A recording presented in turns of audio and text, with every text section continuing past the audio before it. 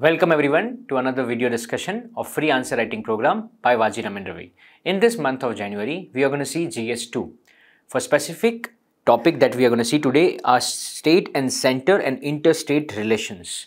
Let us see the overview of those questions. The very first question is with respect to the interstate water disputes. There are various factors behind such kind of disputes, and we will be also talking about the potential measures to resolve this kind of conflicts. The second question is with respect to the cooperative federalism that has become a dominant discourse in India. We are going to see the key drivers behind this kind of shift and potential benefits of cooperative federalism. Continuing on the same theme, we are going to see what are the kind of institutions we have for the same. We have interstate council and zonal council. So we'll be talking about the composition, functions and issues affecting the efficient working of interstate council and zonal council. So this is the overview of those three questions. Let us start with the very first question. Let's read the question together. Discuss the various factors that have contributed to increased interstate water disputes. Suggest some potential measures to resolve underlying conflicts and ensure equitable and sustainable water use for all stakeholders. Now, if you read this question, you will understand there are basically two major demands. First demand is with respect to the factors that have contributed to the increased interstate water dispute. This will become heading 1 of our body.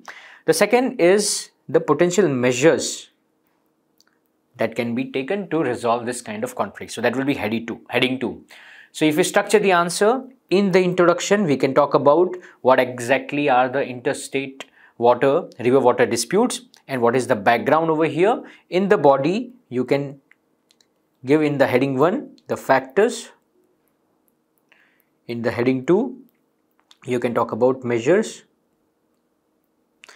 And in the conclusion, you can talk about significance of these measures to ensure that the conflicts related to the water disputes are resolved. So that is something you will encompass as a structure of this answer. So let us start with the introduction.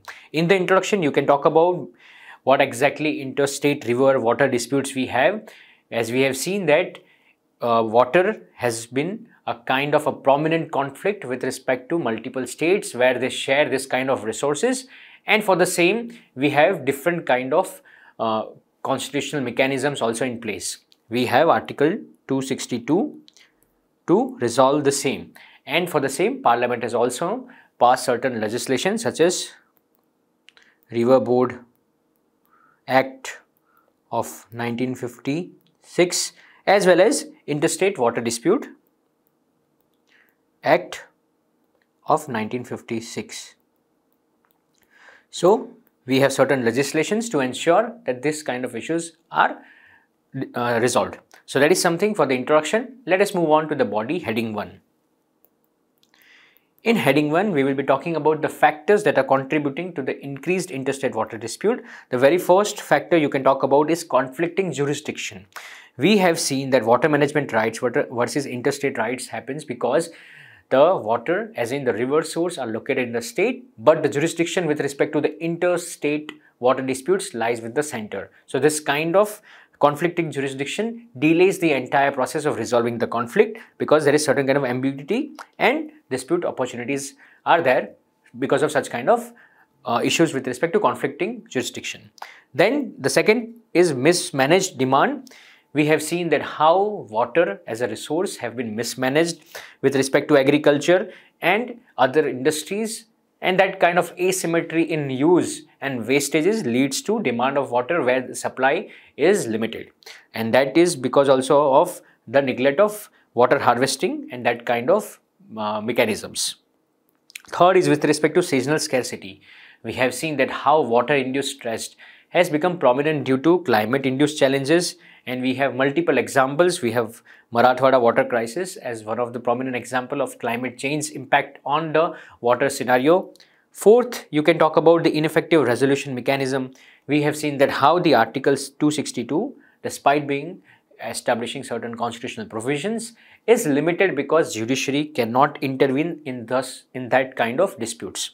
So this becomes very slow, and those tribunals are also ineffective in such kind of scenarios. Fifth is with respect to the political exploitation. We have seen that how interstate water disputes, river disputes, are kind of leveraged by political parties to get the political vote and all. And for the same, we have seen that those disputes, they do not get certain kind of conclusion. We have seen this with respect to the Kaveri dispute, where the regional rivalries have reflected in non-resolution of this kind of disputes. Sixth is increased population and urbanization. Again, stress on water resource due to population growth and urban mismanagement, such as extraction of groundwater. And we have seen that cities like Chennai have faced this kind of water stress. So this is the kind of factors that you can encompass for the heading 1 of the body. For the next heading, which is heading 2, we have to cater the next demand, which is the potential measures. So you can give the heading measures to address interstate river water disputes. Firstly, we can talk about streamlining the entire dispute resolution mechanism. There was a bill, Interstate Water Dispute Bill, Amendment Bill, which initiated certain kind of reforms where there can be normalization, as in standardization of the entire dispute mechanism. So one tribunal to ensure the resolution for all the water disputes of the nation. Second, we can talk about the shared governance. We have seen that how water has been part of state that can be kept as a concurrent to ensure that the resolution is speedy. This is something which is reflected in Mihir Shah report as well. That is something you can cite over here. Then we can talk about collaborative management with Central Water Authority. So that is something why we need to put the water in the concurrent list. Third is with respect to demand side management. We can initiate certain kind of reforms and implement water saving irrigation practices, as well as create certain kind of cropping pattern based choices for water efficiency. Fourth is supply side augmentation. Over here we are talking about rainwater harvesting, check dams and additional reservoirs to ensure that the monsoon water storage is realized. Fifth is with respect to the urban planning integration. Over here we can ensure that the entire design of the urban areas are also water also planned with respect to conservation of the water, and there is focus on sewage treatment and rainwater harvesting in the building itself. And sixth is depoliticize and collaborate. Over here we are making sure that the entire issue of water stress is not politicized and it is dehyphenated from such kind of issues, and thereby effective utilization of federal platform can be used for dialogues and resolution. So these are the kind of measures that you can inculcate for the heading 2 of the body. In the conclusion, you can talk about the significance of resolving such conflicts. You have to understand that India is now the most populated nation on earth, where we are almost 18% share of the global population, and we only have 4% of the freshwater reservoir.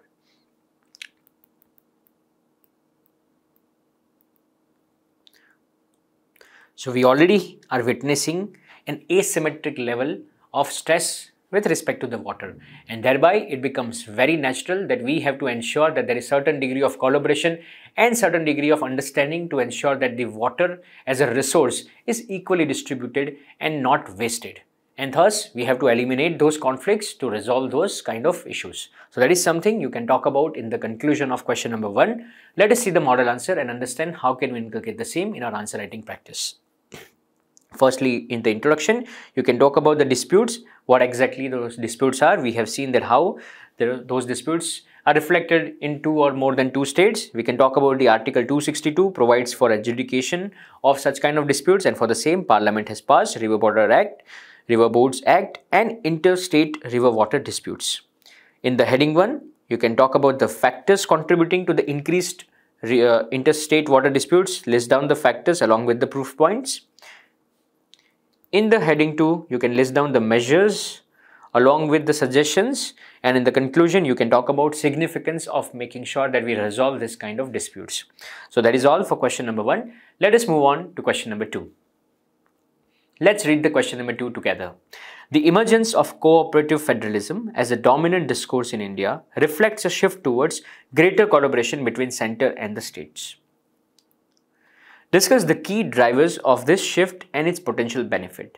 Now, if you see this question, there is the initial statement which gives you the context that emergence of cooperative federalism as a dominant discourse in India reflects a shift towards greater collaboration between center and state. Now, if you try to summarize the idea behind this statement, we have to understand that before there was a different type of federalism in practice, but we are now looking at a shift where federalism has become dominantly cooperative federalism, and that is because of greater collaboration between center and the states. Now, if you understand this kind of statement, you can easily cater the demand. Now, demand of this question is, the demand one is we have to talk about the key drivers of this shift. So, what are the factors behind this kind of cooperative federalism? And second heading is going to be, the second demand is going to be the potential benefits of this kind of federalism. So, if you structure the answer in the introduction, you can define cooperative federalism in the present context, how exactly that shift is looking. In the body, in the heading 1, you can talk about the key drivers. In the heading 2, you can talk about the potential benefits of such kind of cooperative federalism. And in the conclusion, you can give a balanced idea where there are certain issues and how those issues can be resolved to make sure that India realizes the entire idea of federalism at the first place. So, way ahead. This is something you have to summarize in 3 to 4 lines, and thus you can create a 1-2 liner kind of statements for each points. So, that is something for the structure of this answer. Let us start with the introduction. In the introduction, we can start with the definition of cooperative federalism in the present Indian context. Now, before that, let us just understand what exactly federalism is. Federalism in the Indian context refers to the fact that India has a kind of political structure which Constitution has envisaged, where the power is shared at multiple levels. There are different hierarchies, right? We have center, we have state, and we have local governments. Over here, when we talk about cooperative federalism, instead of having conflict between different hierarchies, there is certain degree of harmony between different hierarchies. So that's why this is called cooperative, as in for the cooperation. So that is something you can inculcate as a definition, like cooperative federalism refers to the fact that there is a higher degree of collaboration instead of conflict between different federal units. You can start with that part in the introduction. You can give a transition line that how India has witnessed that the federalism has evolved into a cooperative federalism with certain factors behind the same and certain benefits. In the body heading 1, you can start with drivers of cooperative federalism, as that is the very first demand of the question. You can list down different factors, drivers as in factors, to ensure you give a very holistic idea and give proof points for the same. Firstly, we have seen that how economic integration has been one of the biggest factor behind cooperative federalism. We have seen reforms such as GST, where there is need for coordinated policy framework, and that kind of coordination only comes when different federal units come together and with consensus have certain kind of agreement for the policy.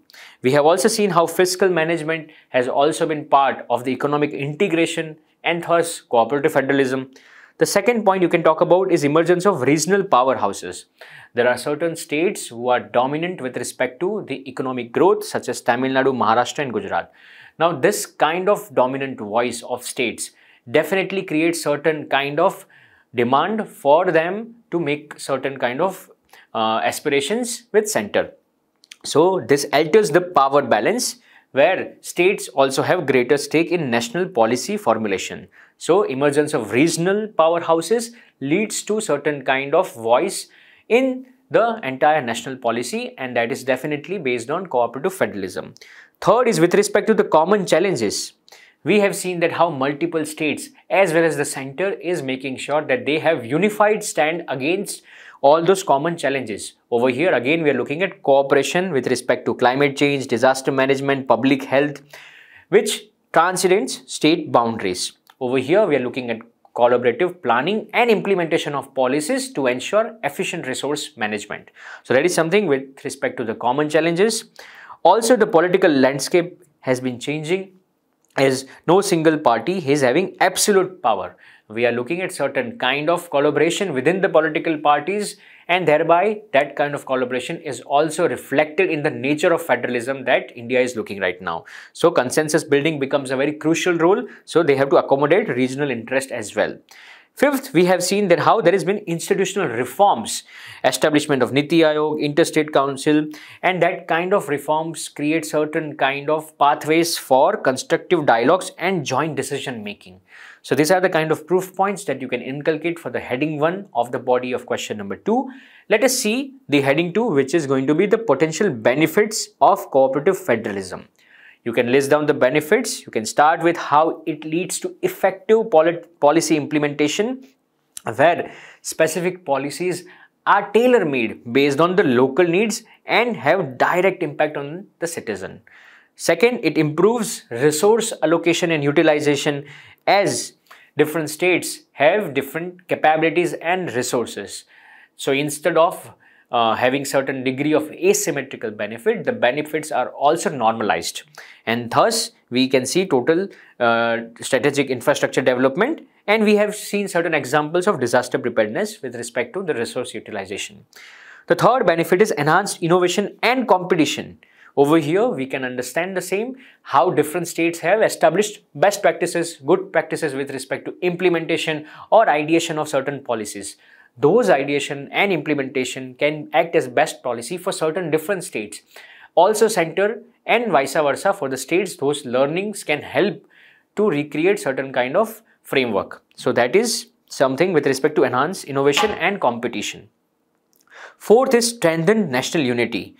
Now, as we have seen that whenever federalism as a topic, that can be certain implication, as in it can be against the idea of unified voice, but still despite that cooperative federalism impacts the entire unity and integrity of the nation. So that is something you can write as a benefit.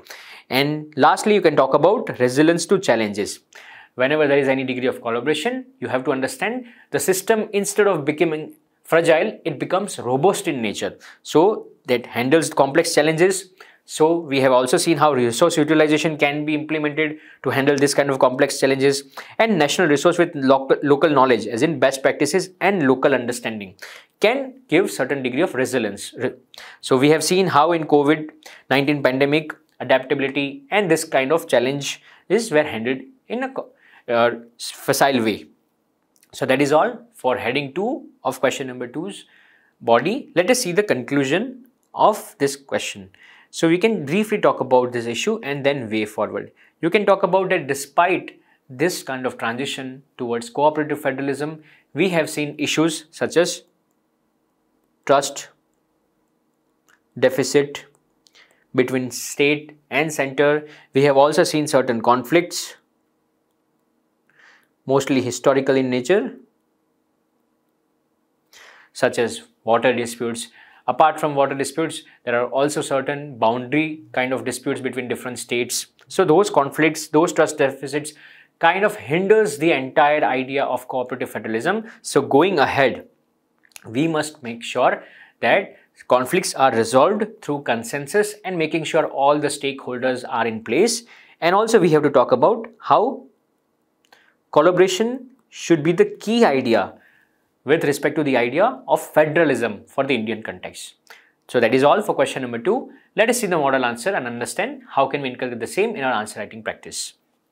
Firstly, in the introduction, you can talk about the federal landscape. You can give idea of cooperative federalism, and thus in the transition you can talk about that how this shift is based on certain factors. You can list down the factors as in the drivers through different proof points, and in the heading 2 you can list down the potential benefits with the required proof points. And in the conclusion, you can talk about that there are challenges such as trust deficit, political rivalries and bureaucratic hurdles. And despite that, we need to ensure that there is transparency, mutual respect and institutional reforms to make sure that disputes are resolved in amicable manner. So that is all for question number 2. Let us move on to question number 3. Let's read the question together. Conflict resolution is the most important aspect of cooperative federalism. Discuss the composition, function and issues affecting the efficient working of interstate council and zonal council. Now, this question has a continuum theme which is cooperative federalism, and we have understand that the idea behind cooperative federalism the conflict resolution takes the core feature. So to ensure conflict resolution, we have certain frameworks and certain institutions. In this question, we are going to discuss what is the composition, function and issues.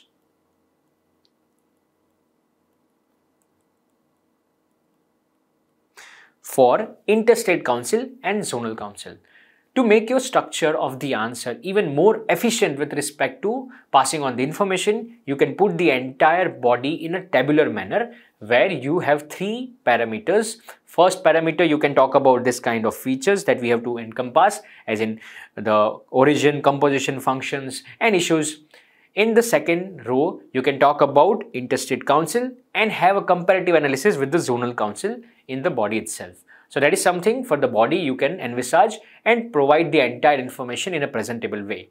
For the introduction, you can talk about again cooperative federalism and importance of interstate council and zonal council. Over here, you can talk about the origin of the interstate council or zonal council, or you can do the same in the body as well. Now again, this kind of questions have certain kind of reflection from the current affairs. We have seen that how interstate council and zonal council has been recurring in the current affairs. So you can also encompass those kind of current affair based output in the introduction itself and start with how exactly you will go ahead for the body. In the body, as we've mentioned, we will talk about this kind of structure through tabular manner for a comparative understanding, and in the conclusion, we can talk about certain way ahead points. So let us start with the introduction. As we already understood the definition of cooperative federalism from the last question, where it refers to the fact that different federal units are coming together in a collaborative manner to ensure that the entire idea behind the resource sharing and the empowerment of the nation is realized. You can talk about for the same that Constitution has envisaged certain kind of provisions such as interstate council under 263, and also the government has encompassed this kind of cooperative federalism through certain statutory acts such as zonal council. So that is something you can encompass for the introduction. In the body, you can give away the entire information in tabular manner. Over here, you can start with the headings of interstate council and zonal council.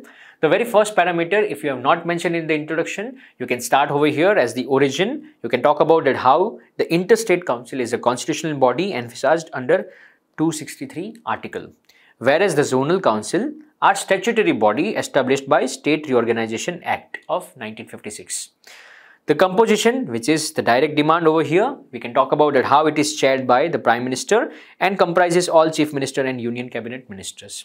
Over here, we have seen that there are different kind of zonal councils and they comprise the Union Home Minister, Chief Ministers and other designated officials. We have seen from the current affairs itself that how PM headed the interstate council. So that means the Prime Minister is the chairperson. We have seen that how the Home Minister chaired the Eastern Zonal Council. So over here, the composition is something which we can understand from the current affairs as well. So that is all for the composition. Let us understand the functions. Interstate Council, the primary function is coordination between different states, addressing the disputes and promotes a cohesive approach and advises on the policy matter of national and regional importance. For Zonal Council, again, we have cooperation for specific zones. So this is something going to be in micro aspect. Then we have addressed regional issues and enhance economic and social development and platform to resolve disputes. So that is the function for interstate council and zonal council.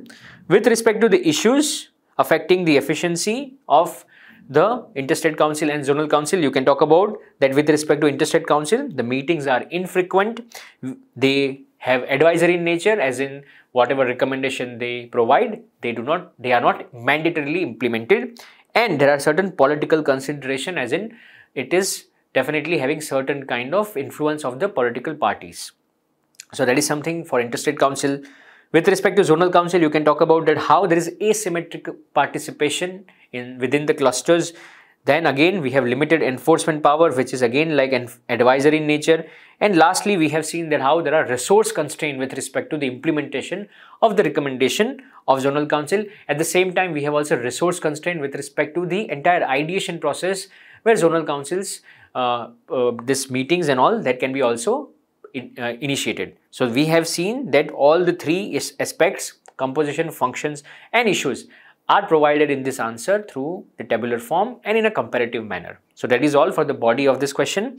Let us see in the conclusion, you can talk about that how going ahead we have to ensure that different institutions and the framework that are in place to ensure that the conflicts are resolved must have certain kind of resource backing. At the same time, their recommendation should also be implemented with the right spirit to ensure there is no influence of any political parties. So there is something over here for the conclusion of question number 3 you can inculcate. Let us see the model answer and understand how can we inculcate the same in our answer writing practice. Firstly, for the origin, you can talk about Article 263 and State Reorganization Act. In the introduction itself, also in the introduction, you can talk about the cooperative federalism, the definition of the same. In the body, if you have not initiated the answer with the origin aspect of the interstate council and zonal council, you can mention over here. Then you can provide the demand as in composition, function and issues in a tabular form. And lastly, in the conclusion, you can talk about that how going ahead we need to resolve any kind of limitations as in issues and thus empower those institutions to realize the cooperative federalism. So that is all for today's question. Keep writing and thank you so much.